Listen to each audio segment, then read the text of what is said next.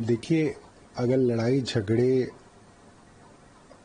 और गुंडागर्दी से देश के फैसले हो सकते तो अयोध्या का फैसला कई साल पहले हो गया होता।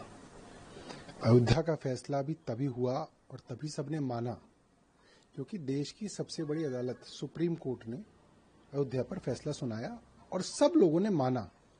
जिसे नहीं पसंद था उन्होंने भी माना, मुसलमानों तक ने माना। तो निशिकांत दुबे जो बात कर रहे हैं वो ये दिखा रहे हैं कि देश का मुसलमान तो सुप्रीम कोर्ट की बात तब भी मानने के लिए तैयार है जब अयोध्या का फैसला उसके खिलाफ आ गया। मगर निशिकांत दुबे जैसे लोग जो भारतीय जनता पार्टी की विचारधारा को यहां पर प्रमाणित करते हैं, वो लोग आज सुप्रीम कोर्ट तक के खिलाफ जाने के लिए तैयार हैं क्योंकि ये लोग अराजक लोग हैं। इन लोगों की आस्था न संविधान में है न सुप्रीम कोर्ट में है।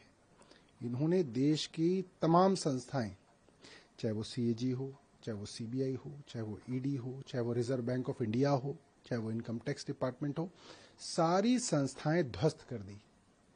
सब में इन्होंने अपने यसमैन बिठा दिए। सुप्रीम कोर्ट में अभी नहीं हो पाया है, इसलिए परेशान है। देखिए, भारतीय जनता पार्टी हमेशा दो जुबान में बात करती है। ये बात कही इसलिए गई है क्योंकि भारतीय जनता पार्टी की औकात नहीं है कि वो ऑफिशियली ये बात कह दे। उनकी पार्टी डी रिकॉग्नाइज हो जाएगी। सुप्रीम कोर्ट नड्डा साहब को कोर्ट में बुला लेगी और नड्डा साहब को जाना पड़ जाएगा। इसलिए उनके पास और कोई रास्ता नहीं है ये कहने के अलावा, मगर कहलवाया भाजपा द्वारा गया है, वरना अभी तक निशिकांत दुबे निष्कासित हो गए होते।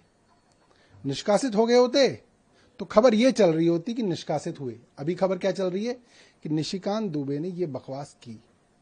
ये खबर चलवाई जा रही है और भारतीय जनता पार्टी पूरी तरीके से इस बयान के साथ है। देखिए, जुडिशरी का और उस वक्त की प्रधानमंत्री इंदिरा गांधी जी का क्या आपस के अंदर फ्रिक्शन जो थी वो सबने देखा है। तो दिग्विजय सिंह जो कह रहे हैं वो थोड़ा ज्यादा कह रहे हैं, ऐसा नहीं था। इंदिरा गांधी जी के समय में सुप्रीम कोर्ट के सीनियर मोस्ट जज सुपरसीड भी हुए थे, जो भी वो भी अपने आप में एक बड़ा अनैतिक और गैर संवैधानिक काम था। तो मैं मापदंड इंदिरा गांधी जी के समय को नहीं मानता, मैं मापदंड संविधान को मानता हूं। और संवैधानिक परंपरा के हिसाब से जो भारतीय जनता पार्टी कर रही है वो पूरी तरीके से देशद्रोह है। ईडी क्या कहती है और पीयूष गोयल क्या कहते हैं उसके कोई मायने नहीं है, क्योंकि ये सब लोग राजनीतिक लोग हैं, राजनीतिक हिसाब से कुछ कहते हैं। कोर्ट जो फैसला करेगा उस पर हम लोग मानेंगे। और इस वक्त जो देश के अंदर माहौल है उसमें तमाम अपोजिशन पार्टियों के खिलाफ इस तरीके के मुकदमे किए जा रहे हैं। मगर जब ये मामला अरविंद केजरीवाल, मनीष सिसोदिया और संजय सिंह जी, ये तीनों के खिलाफ जब ये मामला हुआ तो कांग्रेस की जो भूमिका थी वो ठीक नहीं थी। कांग्रेस ने उस वक्त भारतीय जनता पार्टी और केंद्र का साथ दिया, जो कि शर्मनाक है। मगर हम कांग्रेस की तरह जो है नहीं है। हम ये मानते हैं कि ये जो मामला है ये जो है दुश्मनी का मामला भी हो सकता है, इसलिए जो कोर्ट फैसला आएगा हम उसको मानेंगे।